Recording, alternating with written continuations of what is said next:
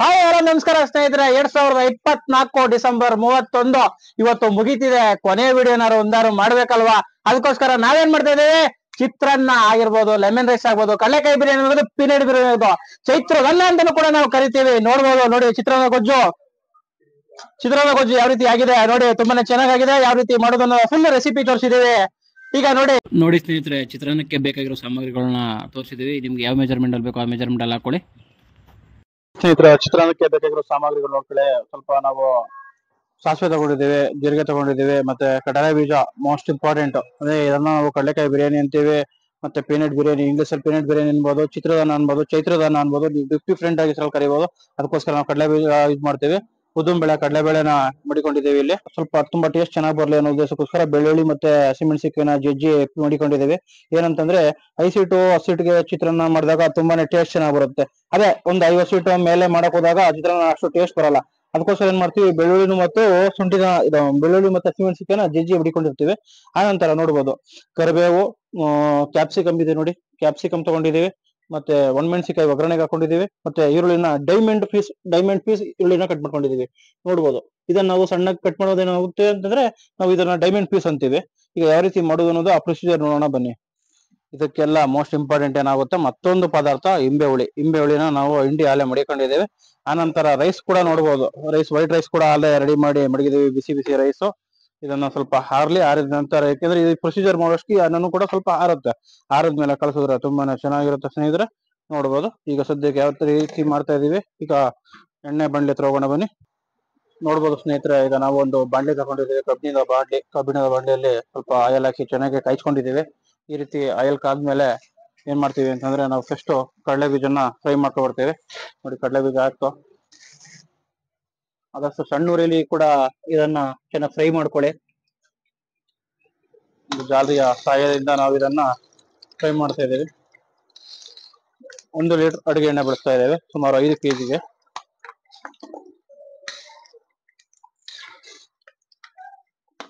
Brownie colour use ಮಾಡ್ಕೊಳ್ಳಿ, ಜಾಸ್ತಿ ಸೀಸಕ್ ಹೋಗ್ಬೇಡಿ. ಚಿತ್ರಾನ್ನದಲ್ಲಿ ಏನಾರ ಕಡಲೆ ಬೀಜ ಸೀದಾಗಿತ್ತು ಅಂತಂದ್ರೆ ತಿನ್ನಕ್ಕೆ ಅದು ಮಜಾ ಕೊಡಲ್ಲ. ನೋಡಿ ಸ್ನೇಹಿತರೆ, ಎಣ್ಣೆ ತುಂಬಾ ಚೆನ್ನಾಗಿ ಕಾದಿತ್ತಲ್ವಾ, ಅದರಿಂದ ಸ್ವಲ್ಪ ಬೇಗನೆ ಅದು ಬ್ರೌನಿ ಕಲರ್ ಬಂದಿದೆ. ನೋಡಿ, ಗೋಲ್ಡ್ ಕಲರ್ ತುಂಬಾ ಚೆನ್ನಾಗಿ ಬೆಂದಿದೆ, ಫ್ರೈ ಆಗ್ತಿದೆ. ಜಾಸ್ತಿ ಸೀಸದ್ ಬೇಡ, ಈ ಸಮಯದಲ್ಲಿ ಎತ್ಬಿಡೋಣ. ನೋಡ್ಬೋದು ಸ್ನೇಹಿತರೆ, ನೋಡಿ ಒಂದು ಜಾಲರಿಗೆ ಹಾಕೊಂಡಿದೀನಿ, ಎಣ್ಣೆ ಕೂಡ ಅದು ಸೋರುತ್ತೆ. ಈಗೇನ್ ಮಾಡ್ತೀವಿ ನೆಕ್ಸ್ಟ್, ಅನಂತರ ನಾವು ತಗೊಂಡಿದ್ವಲ್ಲ ಉದ್ದಿನ ಬೇಳೆ ಮತ್ತೆ ಕಡಲೆ ಬೇಳೆ, ಅದನ್ನು ಕೂಡ ಫ್ರೈ ಮಾಡ್ಕೊಳ್ಳೋಣ. ಸೇಮ್ ಅತಿ ಉರಿ ಇಟ್ಕೊಳ್ಬೇಡಿ, ಲೋ ಫ್ಲೇಮ್ ಅಲ್ಲೇ ಫ್ರೈ ಮಾಡ್ಕೊಳ್ಳಿ, ಇಲ್ಲಾಂದ್ರೆ ಸೀದೋಗುತ್ತೆ. ನೋಡಿ ಸ್ನೇಹಿತರೆ, ಉದ್ದಿನ ಬೇಳೆ ಮತ್ತೆ ಕಡಲೆ ಬೇಳೆನ ಒಗ್ಗರಣೆಗೆ ಹಾಕಿದೀವಿ. ಚಿತ್ರಾನ್ನಕ್ಕೆ ತುಂಬಾ ಇಂಪಾರ್ಟೆಂಟ್ ಆಗುತ್ತೆ. ಯಾವುದೇ ಕಾರಣಕ್ಕೂ ಕೂಡ ಡೈರೆಕ್ಟ್ ಮಾಡಕ್ ಹೋಗ್ಬೇಡಿ. ಏನಾಗುತ್ತೆ, ಒಬ್ರು ಎಲ್ಲ ಏನ್ ಮಾಡ್ತಾರೆ, ಸಾಸಿವೆ ಜೀರಿಗೆ ಎಲ್ಲಾನು ಹಾಕ್ಬಿಟ್ಟು ಕಡಲೆ ಬೀಜ ಕಡಲೆ ಬೇಳೆ ಹಾಕ್ಬಿಡ್ತಾರೆ. ಏನಾಗುತ್ತೆ, ಅದು ಬೆಚ್ಚಗಾಗ್ಬಿಡುತ್ತೆ, ಸ್ಟಾರ್ಟಿಂಗ್ ಗಂಟ ಫ್ಲೇವರ್ ಕೊಡಲ್ಲ. ಅದಕ್ಕೇನ್ ಮಾಡ್ತೀವಿ, ನಾವು ಇದನ್ನ ಸಪರೇಟ್ ಮಾಡ್ಕೊಬಿಡ್ತೀವಿ. ತುಂಬಾ ಚೆನ್ನಾಗಿ ಬರ್ತಾ ಇದೆ ಅಂತಂದ್ರೆ,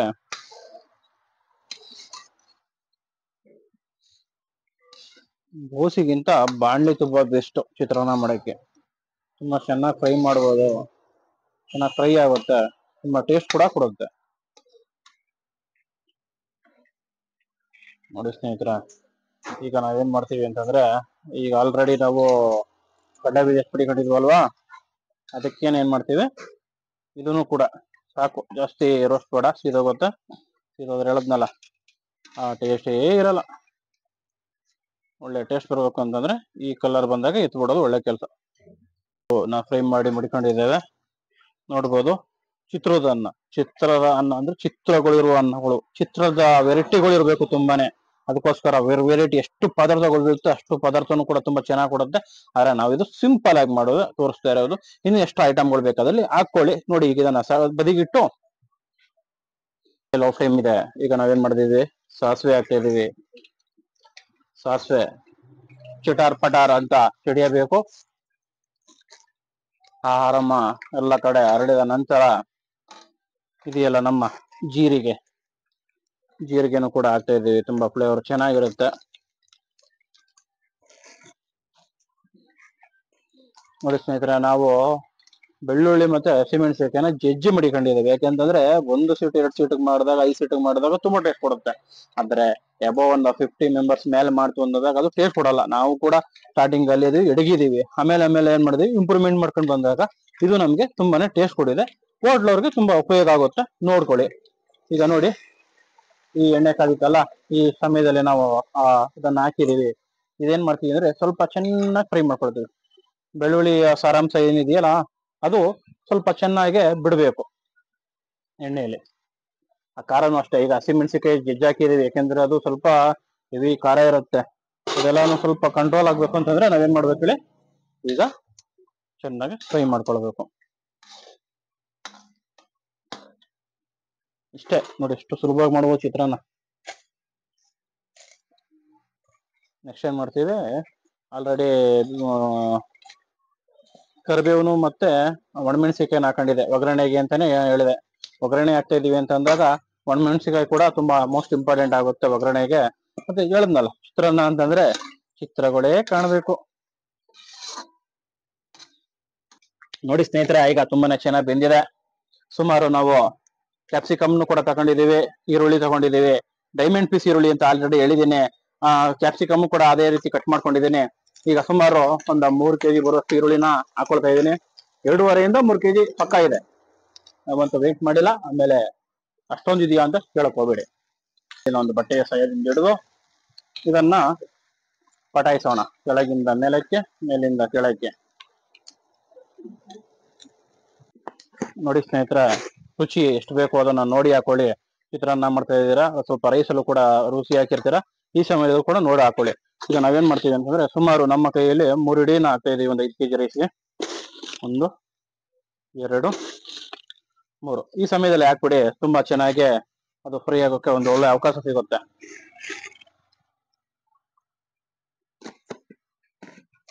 ಬಿಟ್ಬಿಡಿ, ಸುಮಾರು ಒಂದು 10 ನಿಮಿಷ ಆರಾಮಾಗಿ ತಿರುಗಿಸಿ ಬೇಯಿಸಿ. ಆದಷ್ಟು ನೋಡ್ಬೋದು, ಈಗ ನೋಡಿ ಯಾವುದೇ ಆದಂತ ಎಣ್ಣೆ ಜಿಡ್ಡು ಇರಲಿಲ್ಲ, ಎಣ್ಣೆ ಅಂಶ ಕಾಣ್ತಾ ಇಲ್ಲ ನಿಮ್ಗೆ. ಆದ್ಮೇಲೆ ತೋರಿಸ್ತೀನಿ ಯಾವ ರೀತಿ ಎಣ್ಣೆ ಜಿಡ್ಡು ಬಿಡುತ್ತೆ ಇದೆ ಅಂತ. ಅದಕ್ಕೆ ಏನ್ ಮಾಡ್ಬೇಕು, ಎಣ್ಣೆನ ಹಾಕುವಾಗಲೇ ಸ್ವಲ್ಪ ನೋಡಿ ಹಾಕೊಳ್ಬೇಕು, ಜಾಸ್ತಿ ಆಗಬಾರ್ದು. ಸುಮಾರು ಒಂದು 10 ನಿಮಿಷ ಇದನ್ನ ಬಿಟ್ಬಿಡ್ತೀನಿ, ಇದೇ ರೀತಿ ಇರ್ಲಿ. ನೋಡಿ ಸ್ನೇಹಿತರ, ಯಾವ ರೀತಿ ಆಲ್ರೆಡಿ ನಾ ಹೇಳಿದೆ ಮೊದ್ಲೇನೆ ಒಂದು 10 ನಿಮಿಷ ಬಿಡಿ ಅಂತ. ಯಾವ ರೀತಿ ಎಣ್ಣೆ ಜಿಡ್ಡು ಬಿಡ್ತೇವೆ ಅನ್ನೋದು ಈ ವಿಡಿಯೋದಲ್ಲಿ ನೋಡ್ಬೋದು ನೀವು. ಇದೇ ರೀತಿ ಇನ್ನು ಕೆಲವೊಂದು 5 ನಿಮಿಷಗಳು ಕೂಡ ಚೆನ್ನಾಗಿ ಬೇಯಲಿ, ಯಾಕಂದ್ರೆ ಈರುಳ್ಳಿ ಚೆನ್ನಾಗಿ ಬೆಂದಷ್ಟು ಕೂಡ ಅದು ಚಿತ್ರಾನ್ನಕ್ಕೆ ತುಂಬಾ ಟೇಸ್ಟ್ ಕೊಡುತ್ತೆ.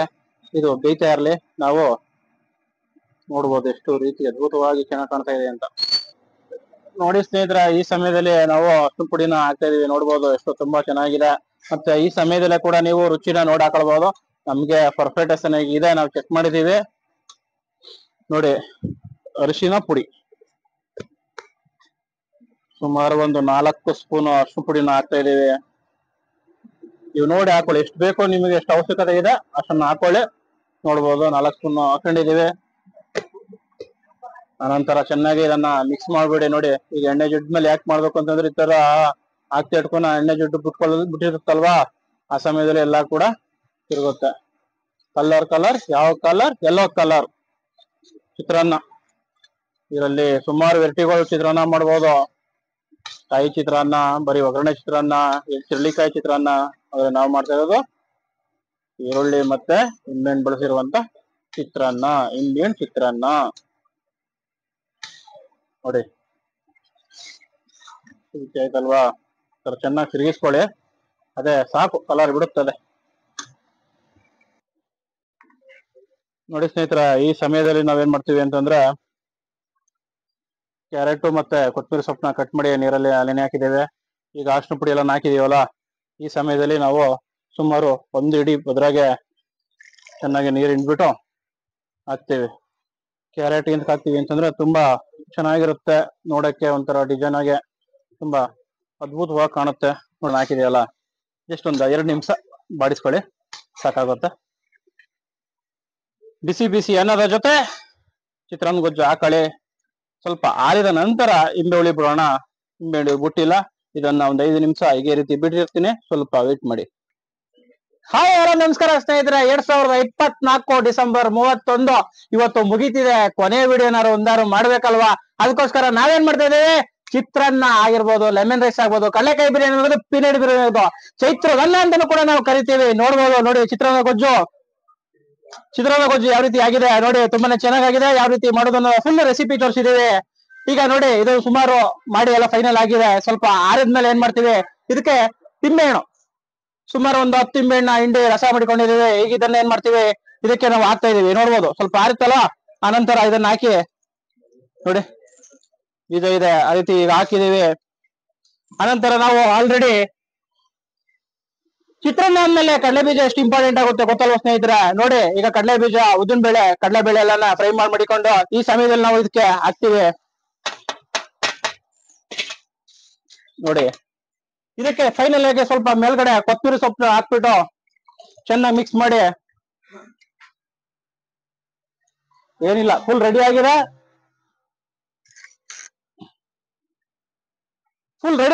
ಇದನ್ನೇನಿಲ್ಲ, ಈಗ ಬಿಸಿ ಅನ್ನ ಜೊತೆ ಮಿಕ್ಸ್ ಮಾಡ್ಕೊಂಡು ಚೆನ್ನಾಗಿ ಬ್ಯಾಟಿಂಗ್ ಮಾಡ್ತಿರೋದೆ. ಬಿಸಿ ಬಿಸಿ ಅನ್ನ ಇತ್ತು ಅಂತಂದ್ರೆ ಒಂದು ತಟ್ಟೆಯನ್ನ ಆರಾಮಾಗಿ ಬಡಿಬಹುದು ಸ್ನೇಹಿತರೆ. ತುಂಬಾ ಚೆನ್ನಾಗಿದೆ. ರೆಸಿಪಿನ ತೋರಿಸಿದೀವಿ.